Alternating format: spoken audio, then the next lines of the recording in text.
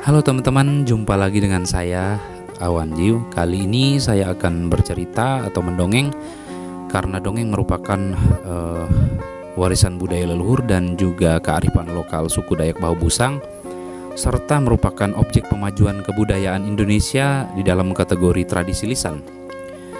Dongeng saya kali pertama ini berjudul Tepak Pare Husundian atau menumbuk padi di atas pohon durian. Sebelum kita lanjut, jangan lupa teman-teman like, komen, dan yang belum subscribe dulu. Di share juga boleh. Oke, kita lanjut. Pada zaman dahulu, tersebutlah cerita tentang seorang ibu dan anaknya yang hidup di ladang di daerah pedalaman Sungai Mahakam. Ibunya bernama Bu Daitan dan anaknya bernama Hajau. Hajau adalah seorang anak muda yang pemalas. Setiap hari kerjaannya hanya makan, tidur. Dia tidak pernah melakukan aktivitas atau kegiatan-kegiatan lain atau membantu ibunya di ladang. Ibunya sangatlah jengkel dengan kelakuan anaknya tersebut. Maka ibunya menasehatinya. Nekere Hajau, nun sang pate kalang tudu tua nuni. Ya tak murip kena nuyah tani. Teu ke elokan itu kere. Tena hatoh kah mesek lim tengah pakok lim jalan ngelungu tuh halamamin nuni. Kemudian Hajau dengan nada yang masih mengantuk menjawab, aduh aine ima tuh tena hatoh kung lumak barang. Kemudian esok hari pergilah Hajau ke hutan dengan maksud memasang jerat di sekitar area ladang. Ketika ia mulai masuk hutan, ia mulai berkata sambil berjalan, hatoh hatoh hatoh hatoh hatoh, sambil terus berjalan hingga 2 gunung didaki dan 3 lembah dilewati dengan hanya berkata hatoh hatoh hatoh. Kemudian setelah dirasa cukup, ia pun pulang ke pondok ladangnya. Sampai di pondok, ibunya bertanya kepadanya, "Doi, meran apa? Tenah hatoh ya nadei. Kurik baik kak kalak nuna kaki kak." Kemudian Hajau menjawab, "Ara udam dine aja ku mujab. Tapi dua ngalang telok datah udam ak lalau deh. Dunganau kuna nakuduan hatoh. Yang ngaya kalara. Ngaya jendara lim." Begitu kata Hajau. Kemudian ibunya berkata kepadanya dengan nada jengkel, "Nekere anak dah hatoh ni tek telun. An manyam antun boh. Antun bekuang nak, tek salang nak, ndak mepan nak, hak nak jadi hatoh." Dan Hajau menyahut, "Oh ji aku jam inai jenduan depah," kata Hajau. Kemudian ibunya berkata lagi, "Nuni tua, tai milo talek dah kung lumak, hak ku nak mihika tu nak talek nak mihika." Kemudian pergilah Hajau mencari kulit kayu yang bisa dianyam untuk dibuat tali jerat. Setelah mendapat kulit kayu tersebut, kemudian ibunya membuat tali jerat untuknya. Setelah semuanya selesai, singkat cerita, esok harinya ia pun berangkat kembali ke hutan untuk memasang jerat tersebut. Kemudian setelah jerat terpasang dan hari juga sudah senja, pulanglah ia ke pondok. Selang beberapa hari kemudian, ia pergi memeriksa jerat yang dipasangnya beberapa hari yang lalu. Setelah sampai di lokasi jerat, banyak sekali binatang-binatang hutan dan burung-burung yang terkena jeratnya. Ketika sampai pada satu jerat yang terkena ayam hutan, ia mulai mengomel, "Anta Sinbad menino-ino, pihak peloknya panjang marnani neatang tanah anik. Budas pelakah hatoh tetua." Sambil berkata demikian, ia melepaskan burung tersebut dari jeratnya dan membebaskan ia terbang ke alam luas. Dan ketika sampai di tempat jerat berikutnya, seekor babi hutan mengenai jerat tersebut dan kembali Hajau berkata, "Jan marung, tepau ting anyang maran natang tanah ani." Dan kembali melepaskan babi itu. Lalu terus berjalan untuk melihat jerat berikutnya. Ternyata seekor burung kuai jantan mengenai jerat tersebut. Kembali burung itu dilepas dan ia hanya mengambil 1 helai ekor burung. Itu katanya, "Ala nak pamin kau hinak." Kemudian ia berjalan lagi dan banyak sekali jeratnya yang mengenai binatang dan burung, tetapi semua dilepaskannya dan tak satu pun dibawa pulang. Yang dibawa pulang hanya selai ekor burung merak atau burung kue. Itu tadi saja untuk dibuat sapu rumah katanya. Sesampai di pondok, ibunya bertanya kepadanya dengan penuh harapan. "Yah, no tulal kelama jauh. Kumulok dah, pasti ke arah kelak." Tapi Hajau menjawab dengan lesu, "Ya, tulal gak hatau ku ini. Lenggak diutingan yang maran, nyapa yang maran. Busak kunun dah jen akau pah." Lalu dengan jengkel ibunya menjawab, "Ala ilah negara Hajau. Jangan nyapa yang maran ya ti ndak dua manuk datah. Jate uting hal murok ni bawi ya ngkurim. Jan marung kaknya manik." Kemudian Hajau tertunduk lesu, merasa menyesal dengan apa yang telah dilakukannya. Kemudian ibunya menyuruhnya pergi berburu babi hutan esok harinya dan berkata, "Teh kak ngaso ilo babi hak hung lumak teh kuhinang ina dan kayu hang lumak. Tujuh teh kan tuh nun pemau puri pasok arak-arak jat gerida ngaso." "Ai nai," jawab Hajau. "Jawab mawa tiku teh," katanya. Kemudian esok paginya pergilah dia berburu membawa anjing andalannya. Kepala pasukan anjingnya bernama Pajan ketika mulai masuki hutan belantara tiba-tiba menyalak dan tak lama kemudian mulai menggonggong dan menahan babi.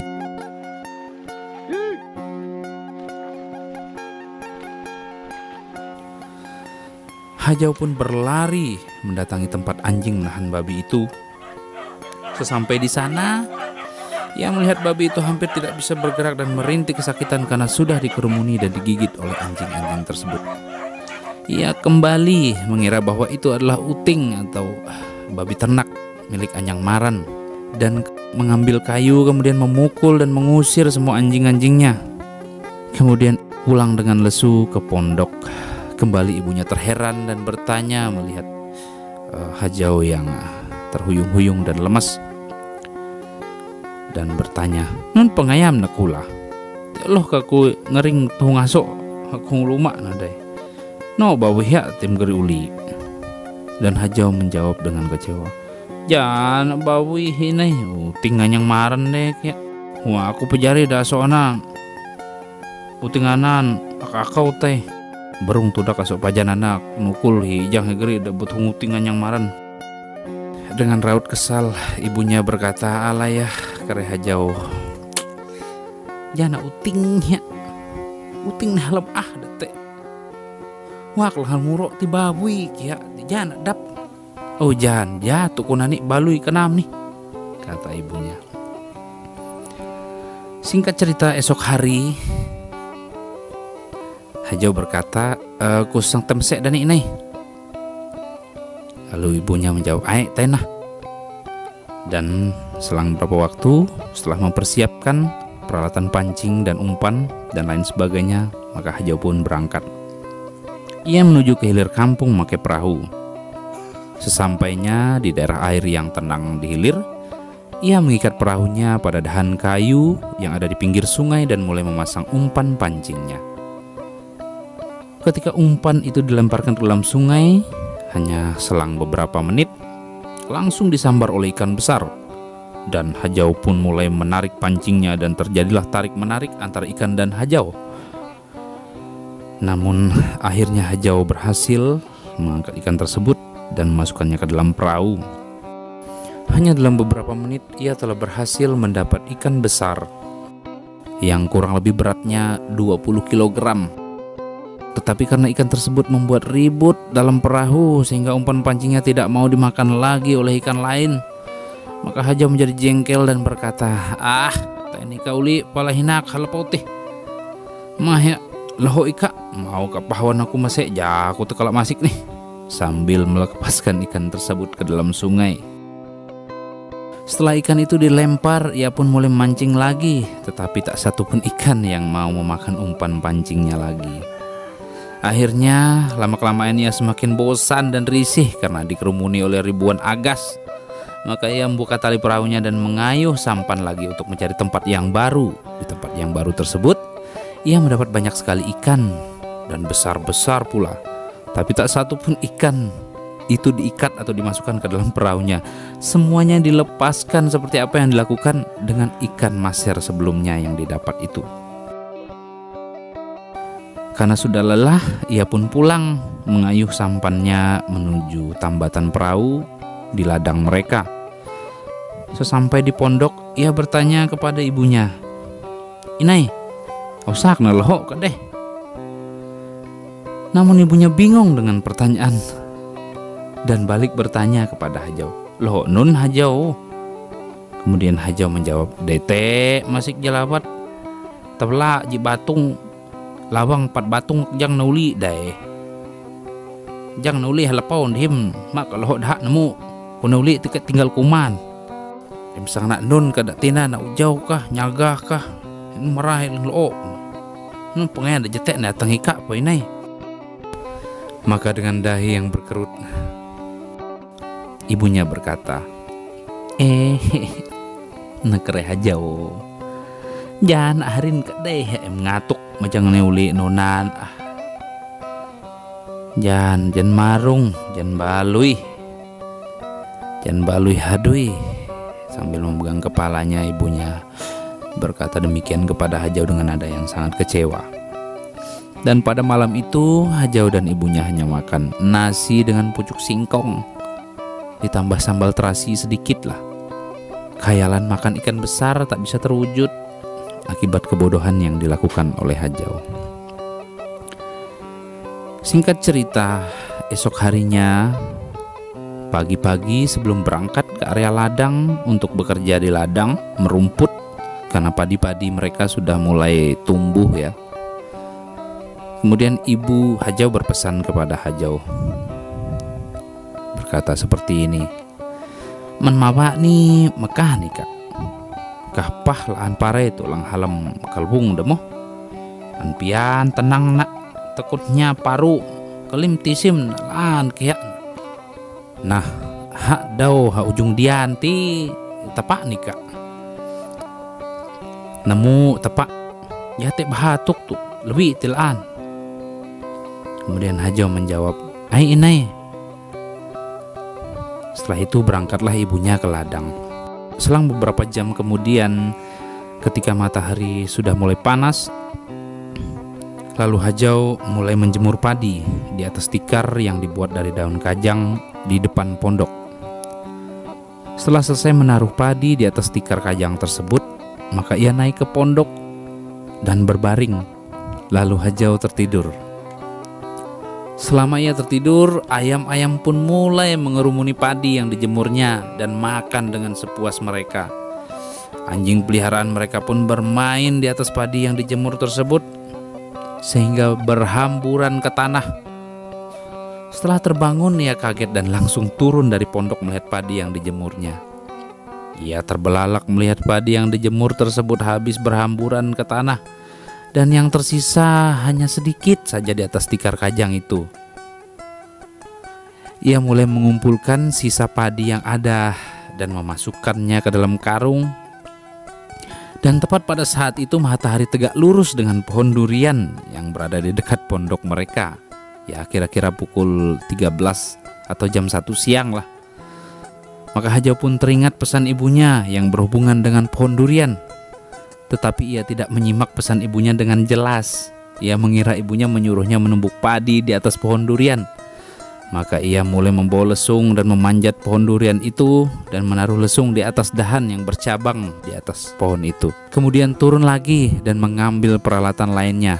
Dan terakhir ia membawa padi yang tersisa di dalam gendongan. Setelah semuanya terkumpul di atas pohon durian itu, ia pun mulai menumbuk padi dan kembali Hajau melakukan kesalahan dan kebodohan yang sama. Semua padi yang ditumpahkan di dalam lubang lesung dan ditumbuk, tak ada satupun yang tersisa. Semuanya jatuh tertumpah ke tanah dan berhamburan dikerumuni ayam-ayam. Tapi Hajau terus saja menumbuk padi tersebut dan seolah-olah tidak peduli. kembali memasukkan padi ke dalam lubang lesung lagi dan terus menumbuk hingga padi dalam karung tak ada yang tersisa lagi. Dan pada saat itu ibunya pulang dan bingung melihat biji-biji padi yang berjatuhan dari atas pohon durian. Lalu ia menengadahkan kepalanya ke atas dan melihat, dan betapa kaget ia melihat apa yang terjadi di atas pohon durian itu, dan berteriak, "Antasin bat kak nyamani sohi pelang mejangi kak tepak sundian dia hajau alayah inang dapariani ni kanan tanah pahong ni hujan jan marung jan balui haduani ngileim." Dan hajau pun turun. Namun ketika turun, salah satu dahan penyangga lesung patah dan terjatuhlah lesung dengan padi yang ada di dalam lubangnya dan berhamburan di tanah. "Paru bawui nak, paru kanan ayak nak," teriak ibunya. "Hi jang ina yang bejang ku tepak usundian pa. Nun paren jan moh pa," kata hajau. Lalu inenya menyambung, nakare hajau jate ku mejang ka tepak usundian. Kuduan deh hak matan dau hak usundian. Tinuda na tepak ja ku mejang ka tepak hujung dian. Kalau belang kitu malamani na deh. Batu lepah pa ini, kata hajau bertanya. "Ya penganyak mejang ka tepak abinatuk tu ojan laan lebih tiha. Ala pika timurah pada parayani," sambung ibunya dengan nada emosi. Dan akhirnya malam itu mereka hanya makan singkong rebus dan garam. Semua terjadi karena kecerobohan dan kebodohan si hajau yang mengerjakan sesuatu sebelum mengetahui apa yang harus dikerjakan dan bagaimana mengerjakannya. Oke teman-teman, demikian cerita atau dongeng dari saya untuk kali ini. Nanti akan kita sambung dengan cerita-cerita lain berikutnya, dan semoga menghibur dan bermanfaat untuk teman-teman sekalian. Dan jangan lupa like, komen, dan yang belum subscribe silahkan di subscribe dulu.